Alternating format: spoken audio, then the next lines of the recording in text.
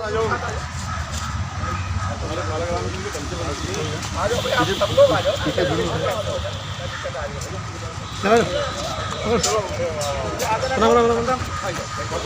बुद्ध की दया हो, करुणा हो।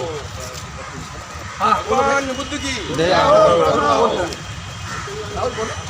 भगवान बुद्ध की दया हो, करुणा हो। भगवान बुद्ध की जय हो, करुणा हो। भगवान बुद्ध की जय हो, करुणा हो।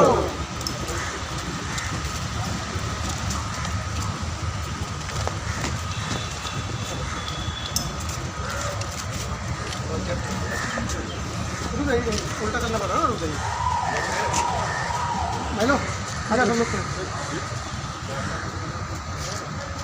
आप देख रहे हैं अम्बेडकर भवन से जो आज शांतिपूर्ण प्रदर्शन बौद्धों का निकलने वाला था, उसको परमिशन नहीं मिली है। उसके चलते आज अम्बेडकर भवन के अंदर ही ये लोग अपना जो प्रदर्शन है, रोष प्रदर्शन, शांतिपूर्ण प्रदर्शन या अपनी भावनाएं जो व्यक्त करना चाहते हैं वो कर रहे हैं। इसके बाद बनते लोग मिलकर यहाँ से राष्ट्रपति जी, प्रधानमंत्री जी के ऑफिस जाएंगे और वहाँ पर अपना जो पत्र है वो देकर आएंगे। आइए, करना हो। भगवान बुद्ध की दया हो, करुणा हो। सही से आइए। आप देख रहे हैं किस तरीके से बौद्ध धर्म के जो बौद्ध गुरु हैं वो बड़े शांतिपूर्ण तरीके से इस मार्च को यहाँ से अम्बेडकर भवन से जंतर मंतर तक ले जाना चाहते थे और एक मैसेज देना चाहते थे तमाम उन बौद्ध देशों को और भारत के तमाम बौद्ध अनुयायियों को कि किस तरह से शांतिपूर्ण तरीके से रहकर हम अपनी बात को सरकार तक पहुँचा सकते हैं। लेकिन कहीं ना कहीं सरकार की मंशा नहीं है कि इस बौद्ध समाज की सुनी जाए। जिस तरह से माननीय सुप्रीम कोर्ट ने बौद्ध अनुयायियों की जो याचिका थी उसको ये कहकर ठुकरा दिया कि ऐसी बकवास याचिकाएं आप बार बार क्यों डालते हैं। उनके ऊपर आरोप लगाया कि वो विदेशों से फंडिंग कर रहे हैं पैसों की और बाकायदा उनके ऊपर 1-1 लाख रुपए का जुर्माना भी लगाया।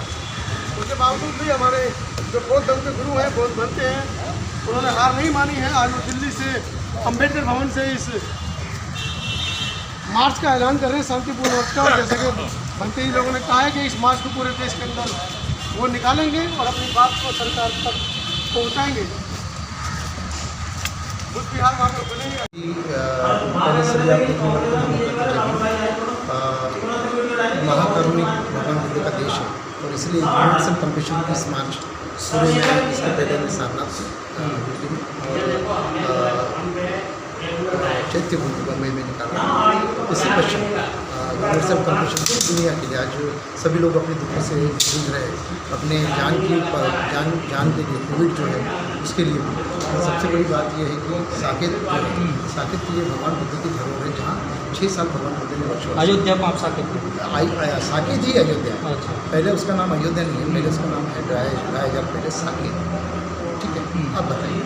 नहीं तो सर क्या उसमें आप डिमांड क्या है इस मार्च? देखिए, हम भगवान बुद्ध के लोग, महाकारुणिक भगवान बुद्ध के लोग, करुणा के लोग, करुणा के अनुयायी, हम अहिंसा चाहते हैं और हमारा काम ये है कि हम पीस मार्च, शांति, विश्व शांति यात्रा निकालें। यहाँ कोई रैली, कोई धरना नहीं, कोई यहाँ पे बाबा साहब का विजय सूर्या, कोई ऐसा धरना, कोई ऐसा ये नहीं। ये है शांति मार्च। जैसे हम 15 अगस्त को इंडिपेंडेंस मार्च निकालते हैं, हमारा देश निकालता है और हम उसको गौरव करते हैं, वैसे ही यहाँ पे हम लोग हैं एक शांति मार्च निकाल रहे हैं पूरी दुनिया के लिए। यहाँ पे इंडिया का कोई आदमी नहीं। उस शांति मार्च का कोई संदेश तो होगा। संदेश ये है कि यहाँ ये जो दुनिया है आज 3rd वर्ल्ड वॉर के ऊपर आई है।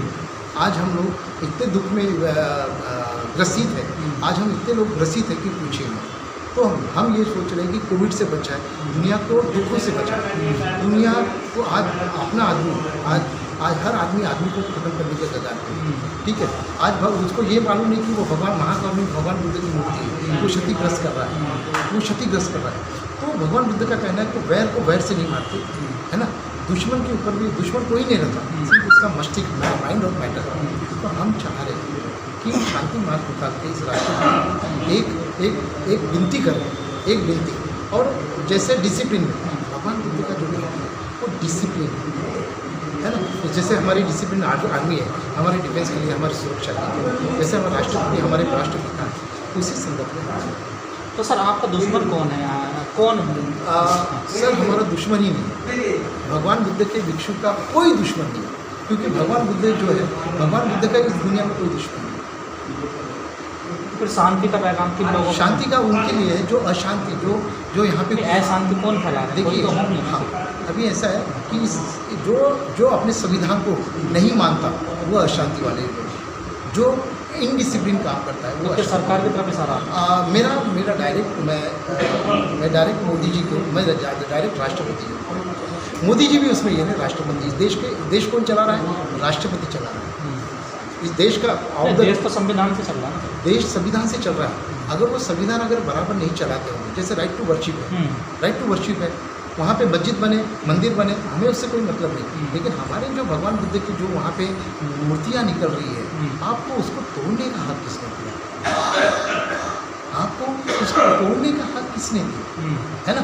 आप अपना जतन करिए, हम अपना जतन, आप अपने धर्म से अपने रहिए, हम अपने धर्म से। तो सर पुरातत्व विभाग है ना, उस चीज़ को देखिए। पुरातत्व विभाग भी या गोगोई भी जो है जिसने निर्णय दिया, जिसने अभी तक मुझे ये बताइए कि आपके पास पुरातत्व विभाग है, आपके पास राष्ट्रपति है, क्या उन्होंने शांति दूत बनाए हर धर्म के, जैन के, वहाँ पे मुस्लिम धर्म के, बौद्ध धर्म के?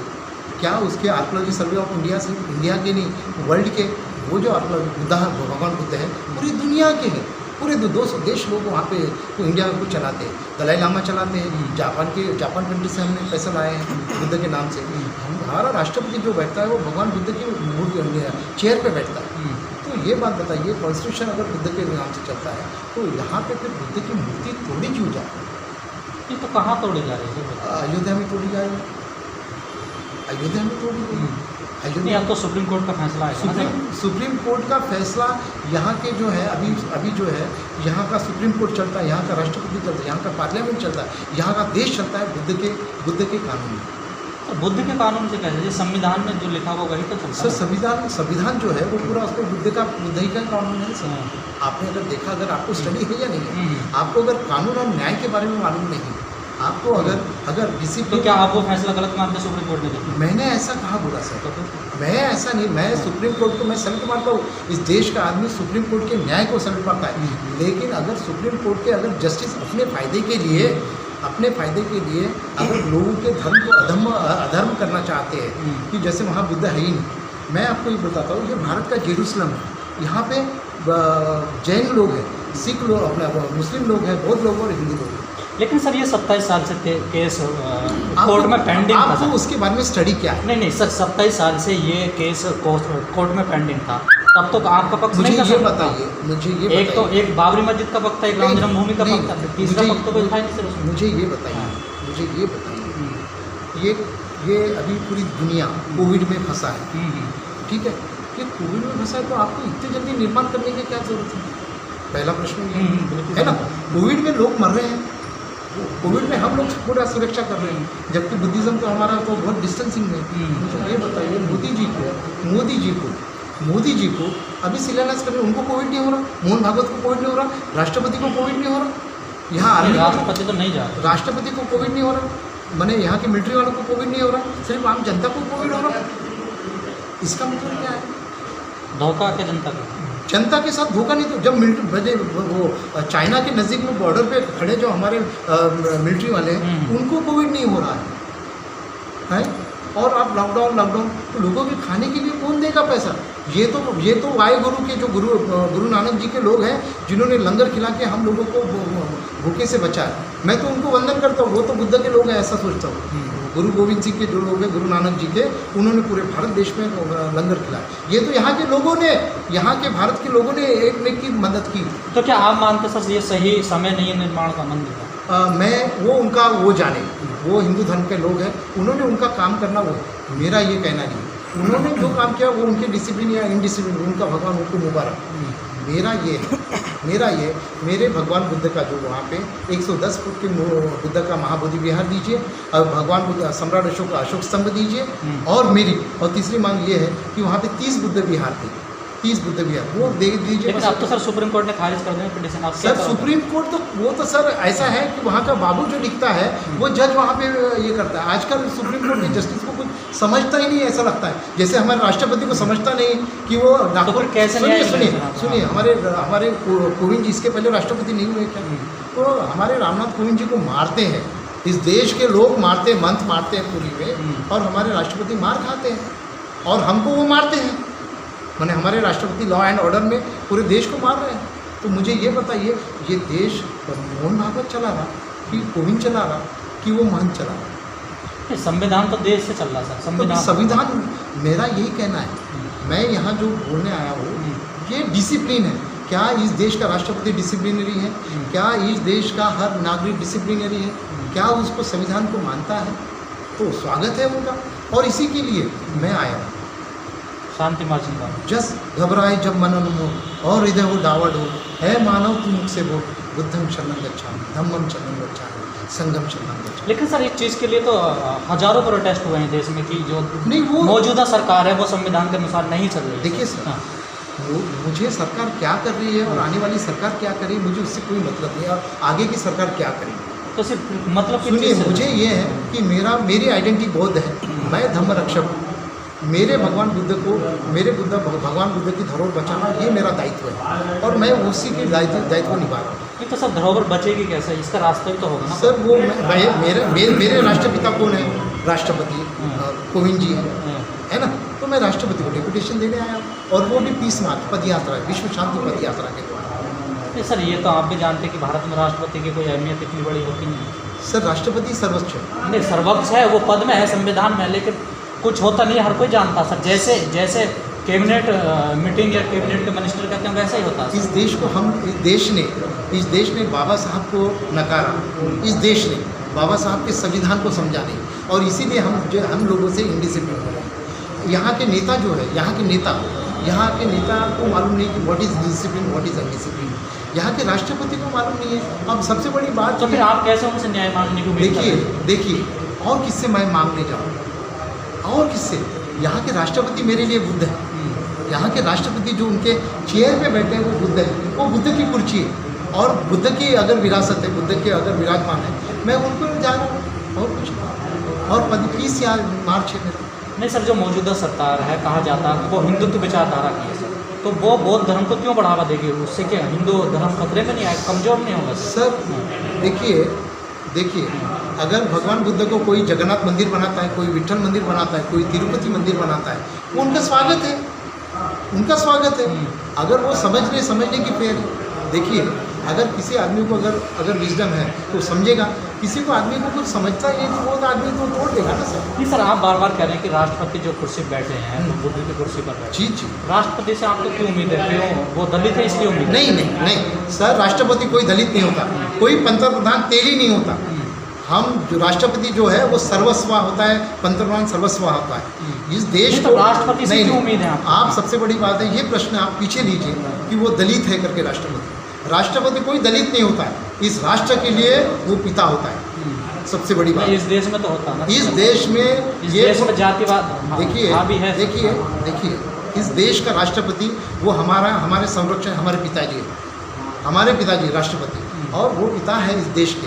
वो महंत के भी है, वो मेरे भी हैं, वो क्रिश्चियनों के, ये सेकुलर रिपब्लिक डेमोक्रेटिक कंट्री के, रिपब्लिक ऑफ इंडिया के वो राष्ट्रपति। कहीं अगर ऐसा कॉन्स्टिट्यूशन लिखा है क्या कि वो हिंदू के राष्ट्रपति है तो मुझे बताइए। नहीं, आप अभी कहने संविधान खतरे में नहीं, संविधान खतरे में मैंने ऐसा नहीं बोला। मैंने ऐसे बोला कि मुझे न्याय नहीं मिला। मेरे भगवान बुद्ध का जब महाबोधि विहार है उसके लिए मैं पद यात्रा निकाल रहा हूँ। तो जो बुद्ध, तो क्या आप चाहते हैं वहाँ बौद्ध विहार भी बनना चाहिए? सर वहाँ पे ऑलरेडी बुद्ध विहार है, ऑलरेडी। आप कौन सी किताब ले, अगर उसमें अगर आयान है, वियनसाइन है, पूरे दुनिया की किताबों में साकेत नाम से मशहूर। तो फिर सब राम मंदिर क्यों बनना है? 2500 साल से चेंज होता है ना सर। दिल्ली के पहला नाम अलग होगा, है ना। पहले राजा लोग थे, अभी राष्ट्रपति लोग हैं। तो ये तो होता है सर, चेंज होता है, निसर्ग का नियम है चेंज होना। तो क्या उम्मीद है सर बौद्ध विहार बन पाएगा? सर मैं बौद्ध विहार बनेगा नहीं, मेरा मेरा काम है वहाँ तक मेमोरेंडम देना। राष्ट्रपति अगर उन्होंने सुने तो ठीक है, नहीं तो कुछ नहीं। लेकिन सर ऐसा लग नहीं रहा आपको बाहर तक जाने देंगे, क्योंकि सर बाहर तक क्यों नहीं जाने देंगे ये बताइए। जितनी पुलिस फोर्स लगी हुई है सर पूरी पुलिस फोर्स, सर वो मेरे हैं, मेरे भाई है, मेरे खून के लोग हैं, मेरा डिफेंस है, मेरा एकेडमी मेरे लिए है।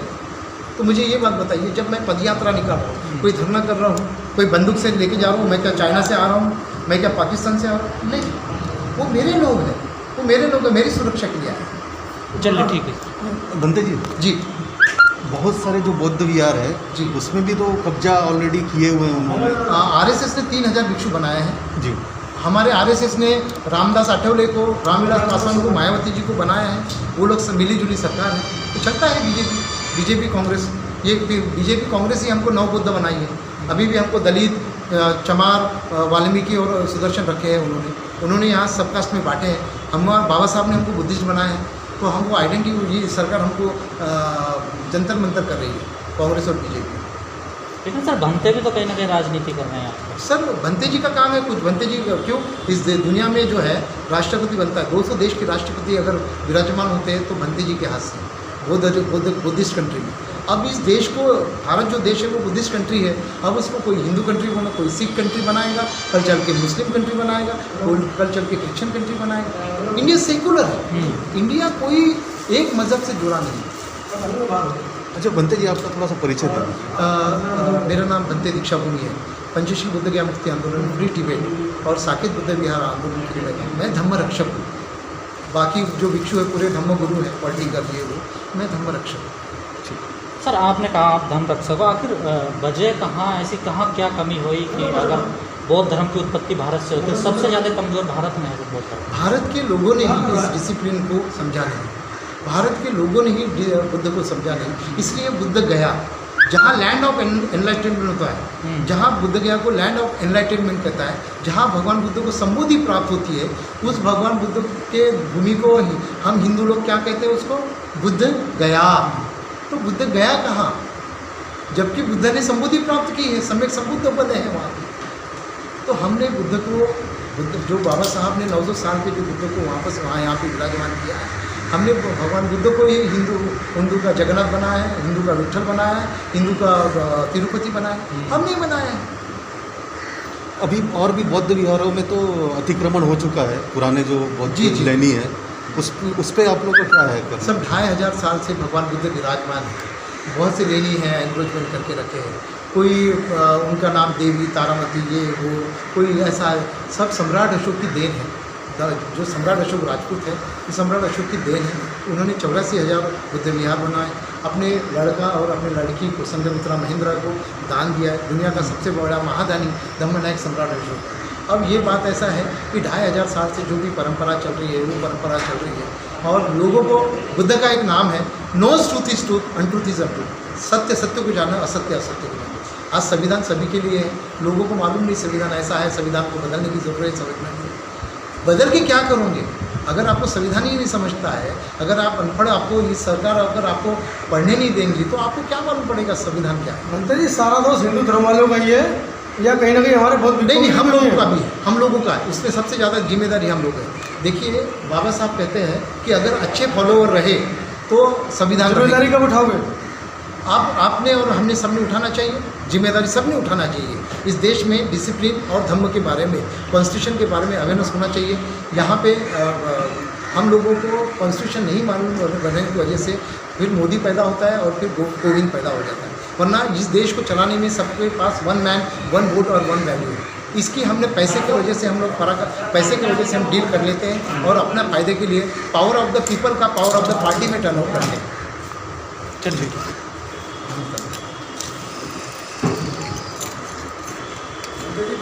तो उन्होंने एक रास्ता खोला है। कल मस्जिद का अगर कहीं पर इनॉग्रेशन होगा वहाँ भी उनको जाना पड़ेगा।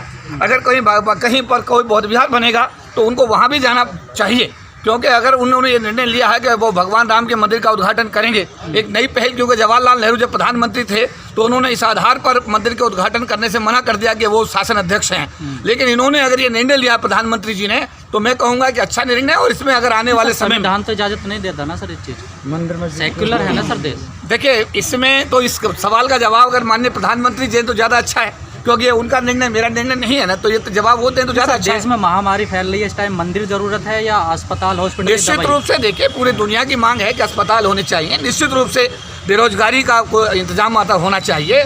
बहुत सारी चीज़ें सामने आ रही हैं। अभी मीडिया के माध्यम से राफेल जो आया है उसमें भी जो टीवी चैनल्स ने चलाया है कि अब तो पाकिस्तान और चीन बर्बाद हो जाएगा।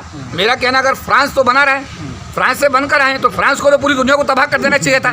कितनी बेवकूफ़ी की बातें यहाँ का मीडिया फैला रहा है। 5 यहाँ पर राफेल आने के बाद में पाकिस्तान बर्बाद और चीन बर्बाद। इसका मतलब जो जहाँ से जहाज बनकर आए हैं तो वो जो देश है वो तो पूरी दुनिया को बर्बाद कर देना चाहिए। तो हमें जिम्मेदारी की बात करनी चाहिए। आज बेरोजगारी हमारे सामने है, भूखमरी हमारे सामने है, बीमारी हमारे सामने, ये हमारे मुद्दे होने चाहिए। चलिए ठीक है।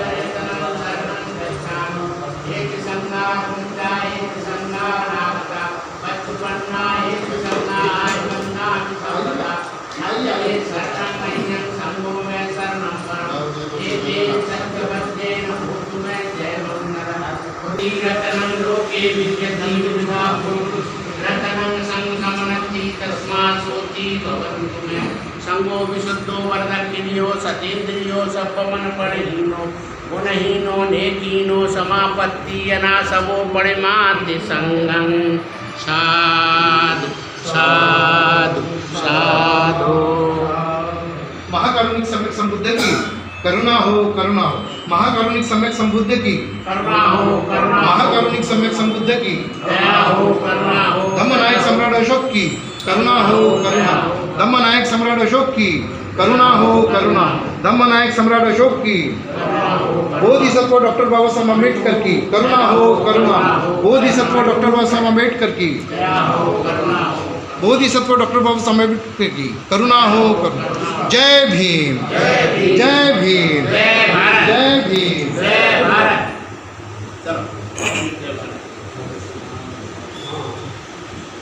हाँ जी, अंते जी करो गाइड से।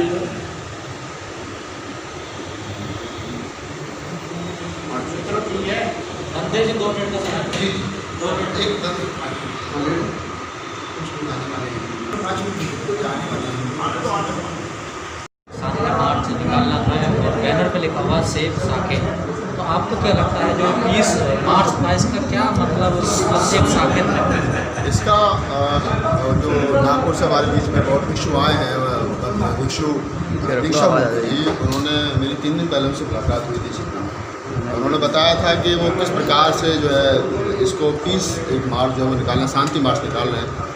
विषय इतना बड़ा था कि जो अयोध्या में जहाँ राम मंदिर बनने की बात चल रही है या उसका काम चल रहा है, और उसमें मंदिर और मस्जिद को लेकर के जो सुप्रीम कोर्ट ने डिसीजन दिया है, उसमें बौद्धों के द्वारा भी एक मतलब पिटीशन डाली गई थी कि ये जगह जो है बौद्धों का भी यहाँ पर अधिकार है, ना कि यहाँ पे ना तो बुद्ध विहार था, ना तो यहाँ पे मंदिर था, ना मस्जिद थी, या बुद्ध विहार था, बाबरी नाम का बुद्ध विहार था। सुप्रीम कोर्ट ने वो खारिज कर दी। उसके बाद में जब वहाँ खुदाई का काम चला दोबारा से, और तो वहाँ खुदाई में जो अवशेष निकले, बुद्ध से संबंधित जो अवशेष निकले हैं, और भगवान बुद्ध, सम्राट अशोक, जो तमाम खुदाई में चीज़ें निकली हैं, तो एक एप्लीकेशन सिर्फ ये लगाई गई थी सुप्रीम कोर्ट में कि वो सामान को जो भी पुरातत्व विभाग से अपील है, सुप्रीम कोर्ट से अपील की गई थी कि वो जो खुदाई में अवशेष निकल रहे हैं उनको सही जगह पर, सही स्थान पर रखा जाए। लेकिन सुप्रीम कोर्ट ने क्या करा कि जिन लोगों ने मांग की थी उसको भी उनके खिलाफ 1-1 लाख रुपए का जुर्माना कर दिया और उनकी एप्लीकेशन को खारिज कर दिया गया। तो ये इतिहास में पहली बार इस प्रकार की घटना हुई है सुप्रीम कोर्ट के द्वारा कि 1 लाख रुपए जो जिन्होंने PIL डाली थी उनके खिलाफ जो है वो कर दिया गया है, 1 लाख रुपये जुर्माना। उसी मामले को लेकर के बौद्ध भिक्षु दीक्षा भूमि द्वारा आज जो है वो अम्बेडकर रानी झांसी रोड से और जंतर मंतर तक ये पैदल मार्च था, शांति पैदल मार्च था, और उसके बाद में सरकार को एक जो अपनी तरफ से ज्ञापन सौंपना था सरकार को कि हमारी ये मांग है। लेकिन अभी जो लग रहा है तो पुलिस का जो रवैया कोऑपरेटिव नहीं है, और इसमें लग रहा है कि मतलब हमें पुलिस जो वो निकालने के लिए अनुमति नहीं देगी। हालांकि बहुत कुछ जो है उनके पास में परमिशन है, लेकिन किसी भी कारणवश वो पुलिस नहीं चाहती है, शासन प्रशासन नहीं चाहता है कि वो इस प्रकार से ये जो निकाला जाए। तो सर आपको क्या लगता है कि पुलिस का रवैया नहीं? पुलिस का तो देखिए सुप्रीम कोर्ट से लेकर के मैं किसी के ऊपर मतलब आरोप नहीं लगा रहा हूँ, लेकिन आप खुद देख रहे हो 1-2 बौद्ध भिक्षु हैं, 20 उपासक हैं, धर्म को मानने वाले लोग हैं, और वो शांतिपूर्वक अगर अपनी मांग मनवाना चाहते हैं या रखना चाहते हैं या बताना चाहते हैं, तो वो सरकार नहीं चाहती, सरकार सुनने की स्थिति में नहीं है। तो ऐसी स्थिति में क्या समझ सकते हैं? इसका मतलब यही हो गया कि सरकार नहीं चाहती है। तो सर महामारी तो देश में फैल रही है, नहीं, महामारी देखिए सोशल डिस्टेंस जो है मेंटेन करने वाला वो किया जाएगा। आप जब सरकार ने ये कह दिया है कि सोशल डिस्टेंस बनाते हुए आप कुछ भी कर सकते हैं, देश खोल दिया है, तो अगर 50 आदमी 1-1 मीटर की दूरी बना करके और अम्बेडकर परिसर जंतर मंतर तक जाना चाहते हैं तो इसमें दिक्कत क्या है? मेरे हिसाब से तो कोई दिक्कत नहीं होनी चाहिए। और अगर सरकार को ये लगता है कि कहीं कानून व्यवस्था खराब हो सकती है तो सरकार का काम है कानून व्यवस्था बनाना, सरकार का काम है लोगों के बीच में आकर के मतलब एक तरीके से जो कहीं कम्युनिकेशन गैप हो रहा है पुलिस के और आम लोगों के बीच में, तो उसको कायम करना। लेकिन कुछ लोग कह रहे हैं कि हमारे जो लोग हैं वो ऐसे कामों में अपना समय बेकार कर रहे हैं, उनको अभी स्कूल बनाने चाहिए, कॉलेज बनाना चाहिए, बच्चों को शिक्षा देनी चाहिए, ये बेकार के कामों में अपना समय व्यस्त करते हैं। देखिए मैं भी इस बात को कहता हूँ कि हमारी लड़ाई मंदिर और मस्जिद की नहीं है।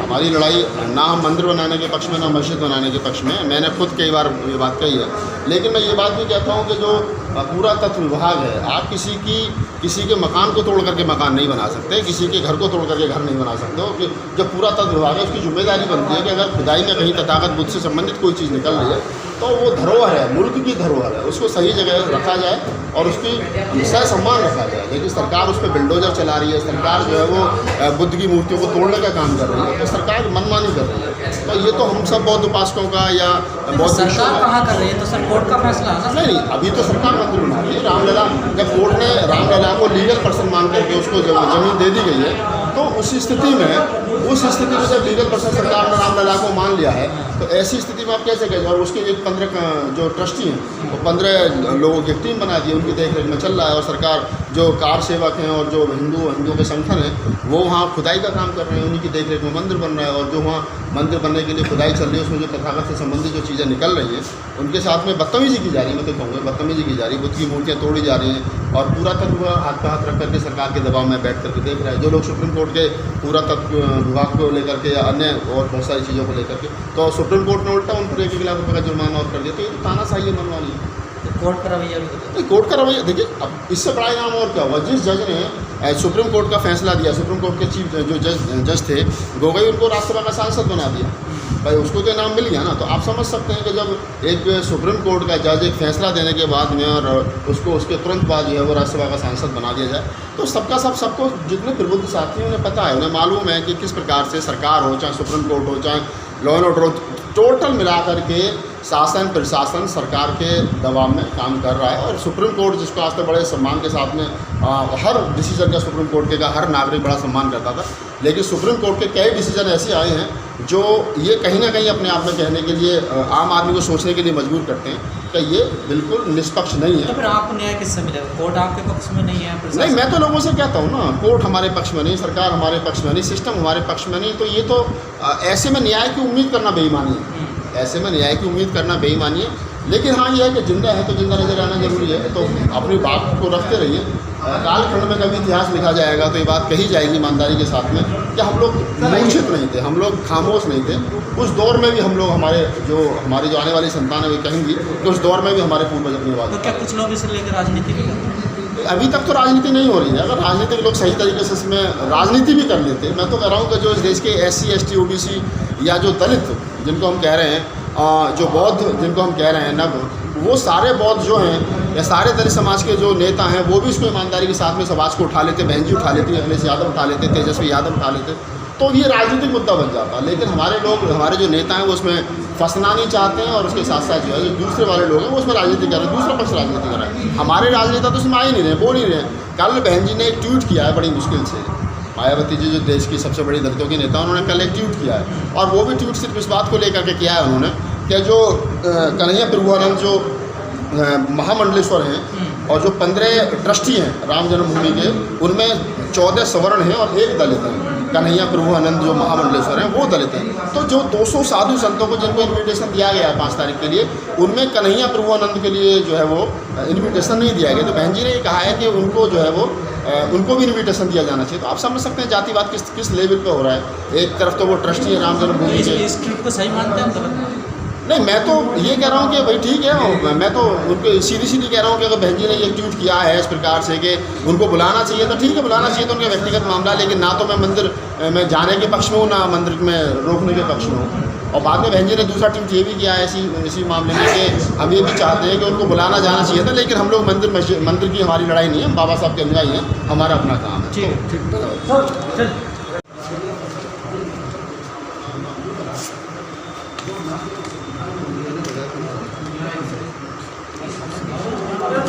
सभी कह रहे हैं बाहर निकलो, मार्च करना है।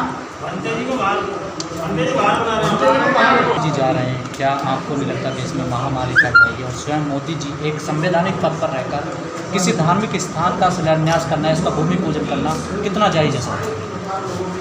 देखिए, मैं समझता हूँ कि उन्हें एज ए प्राइम मिनिस्टर तो नहीं जाना चाहिए, क्योंकि वो एक सेकुलर कंट्री के प्राइम मिनिस्टर हैं।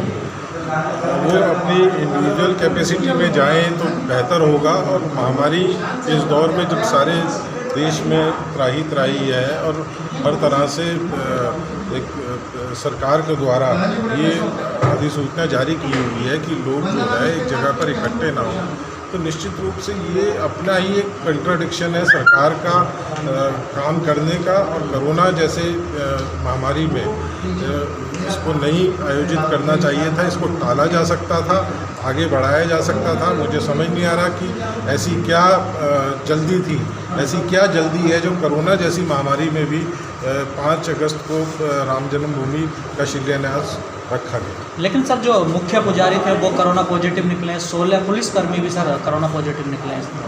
हाँ, वो तो सभी जानते हैं कि किस प्रकार से महामारी फैल रही है और उसमें पॉजिटिव निकले हैं। और वो तो और ज़्यादा इस बात को इंगित करता है कि ये शिलान्यास जो है इस महामारी के दौर में नहीं होना चाहिए था, उसको टाला जा सकता था, उसको आगे बढ़ाया जा सकता था जब नॉर्मल हो जाती चीज़ें। ऐसी क्या जल्दी है सरकार को, ऐसी क्या जल्दी है प्रधानमंत्री साहब को या अन्य संगठन को या उनके जो बनाए हुए ट्रस्ट को, वो क्या छुपाना चाहते हैं, किस बात की जल्दबाजी है? इससे तो ऐसे ही लग रहा है कि वो कुछ जल्दबाजी में है। तो क्या कोई और मंशा है सरकार की? नहीं, मंशा तो सरकार जानती होगी, या वो ट्रस्ट जो उन्होंने बनाया है वो ट्रांसपेरेंट नहीं है। लोग आवाज़ उठ रही है कि उस ट्रस्ट में सबको प्रतिनिधित्व नहीं मिला है, सभी वर्गों को प्रतिनिधित्व नहीं मिला है, जिससे वो कहते हैं कि 130 करोड़ देश की जनता जो है वो राम जन्मभूमि वो राम मंदिर बनाना चाहती है। और वो दूसरी तरफ से जो ट्रस्ट बनाया गया है उसमें से ऊंचा प्रतिनिधित्व पूरे देश के हर वर्ग को नहीं मिला है, तो इसका भी लोगों में विरोध है। अब मुझे नहीं पता कि सरकार इतनी जल्दबाजी में है या ट्रस्ट इतनी जल्दबाजी में है कि राम मंदिर का निर्माण शुरू कर दिया जाए कोरोना जैसी महामारी में। निश्चित रूप से ये बहुत ही आश्चर्य की। क्या लगता है कि इसमें डल अर्निंग हो सकता है इसके नाम पर जो पीछे दिख रहा है, इतना जो चंदा मिला, बहुत सारी चीज़ मिली? देखिए, इसके बारे में तो मुझे कोई जानकारी नहीं है ना, मैं इस विषय में कुछ कहना चाहूँगा क्योंकि ये धार्मिक विषय है। और वो चंदे के बारे में तो जब से ये आंदोलन शुरू हुआ है तब से आवाज़ें उठती रही हैं कि उसका कोई लेखा जोखा नहीं दिया गया है, उसमें ट्रांसपेरेंसी नहीं है। तो निश्चित रूप से अगर हम जनता से कोई चंदा लेते हैं तो उसमें ट्रांसपेरेंसी होनी चाहिए और जनता के प्रति जवाबदेही होनी चाहिए। तो ट्रांसपेरेंसी तो पहला ही जो समझता हूँ बुनियादी एक ज़रूरत है। किसी भी हम संग्रह करते हैं धन का तो ट्रांसपेरेंसी तो बुनियादी उसका है। चलिए ठीक है।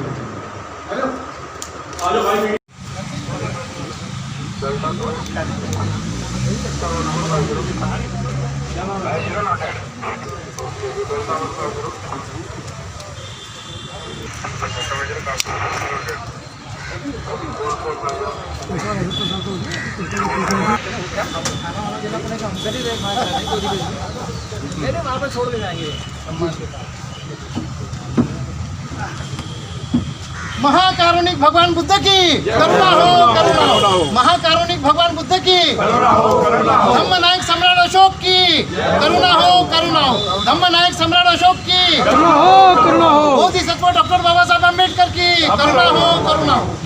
जय भीम, जय भीम, जय Bhim.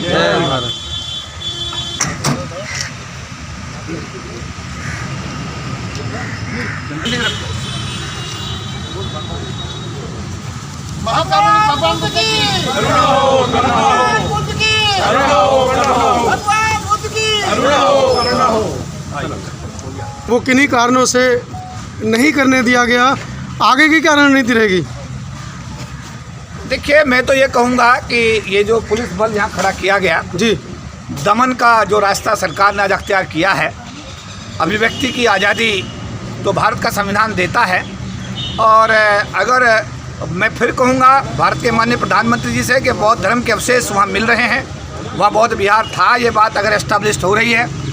Archaeological survey of India अगर कह रहा है कि वहाँ बौद्ध धर्म से जुड़ी हुई ज़्यादा चीज़ें निकल रही हैं, तो वहाँ पर पूरे दुनिया के बुद्धिस्ट समाज का सम्मान करते हुए भारत की सरकार, उत्तर प्रदेश सरकार को वहाँ पर एक वृहत बौद्ध विहार बनाना चाहिए, और जो अवशेष वहाँ निकल रहे हैं उनके लिए एक संग्रहालय बनाकर अपनी जिम्मेदारी का निर्वहन करना चाहिए। बौद्ध भिक्खु ने ये डिमांड की है कि अगर आप अयोध्या में या साकेत में बुद्ध विहार नहीं भी बनाते हैं तब भी चलेगा, कम से कम ये जो अवशेष निकल रहे हैं ये हमारे हवाले कर दिए, हम स्वयं इनको संग्रहित कर लेंगे। देखिए, ये तो बौद्ध भिक्षुओं का मैं अभिनंदन करता हूँ, उन्होंने जो निर्णय लिया है, उन्होंने जो बात कही बहुत अच्छी बात है, लेकिन ये जिम्मेदारी पूर्ति भारत सरकार और उत्तर प्रदेश सरकार की जिम्मेदारी है कि अगर वहाँ चीज़ें निकल रही हैं और इस बात का प्रमाण है कि वहाँ पर बौद्ध विहार था, तो अयोध्या के अंदर यानी साकेत के अंदर बौद्ध विहार बना करके सारी दुनिया के बौद्धों की भावनाओं का आदर करना चाहिए।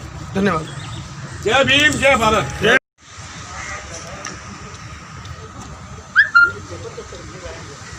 आप लोगों के पास आप लोगों का जैसा कि बनते दीक्षा भूमि जी ने आह्वान किया था आज के लिए कि इस आंदोलन को या इस शांतिपूर्ण मार्च कह सकते हैं, जैसा कि उन्होंने कहा अंबेडकर भवन से आप लोग जंतर मंतर तक जाना चाहते थे, क्या वजह है कि अंबेडकर भवन के अंदर ही आपको लॉक कर दिया गया है? देखिए, एक तो बीमारी, जैसा कि आप जानते हैं कि इस समय पर लॉकडाउन का सिचुएशन है कंट्री में, और लॉकडाउन के चलते हुए जो पुलिस अधिकारियों को आदेश ऊपर से मिले होंगे, इन्होंने उन आदेशों का पालन किया है।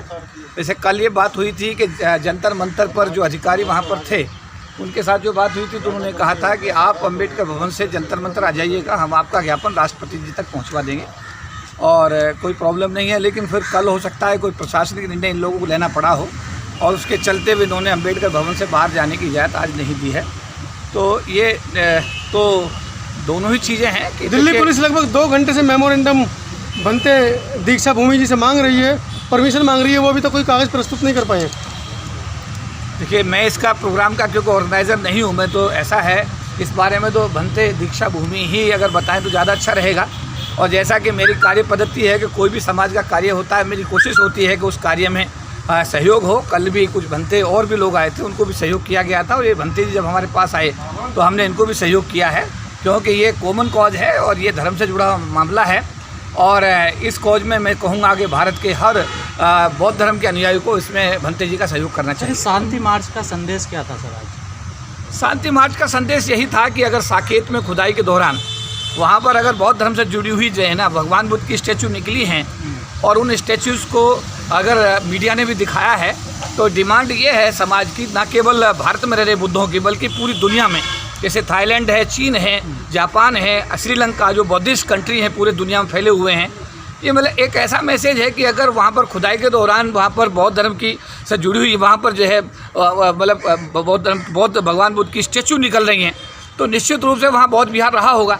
तो उसमें यह है कि अगर वहाँ बौद्ध विहार है और जो चीज़ें निकल रही हैं उनके आधार पर अगर मंदिर बना रहे हैं तो बहुत अच्छी बात है, अगर आप वहाँ पर मस्जिद बना रहे हैं और भी अच्छी बात है।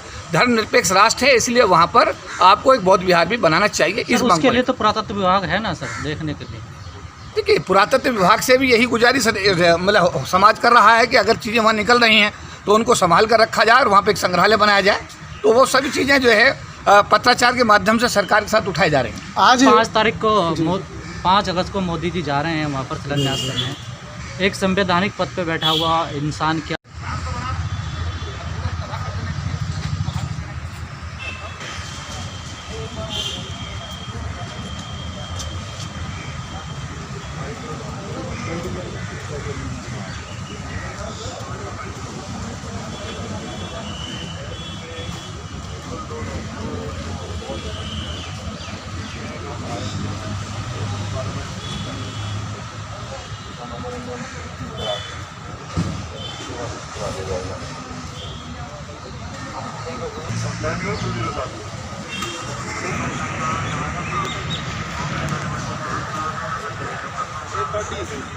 पार्टी बदलने से लगाओ 2 सेक्शन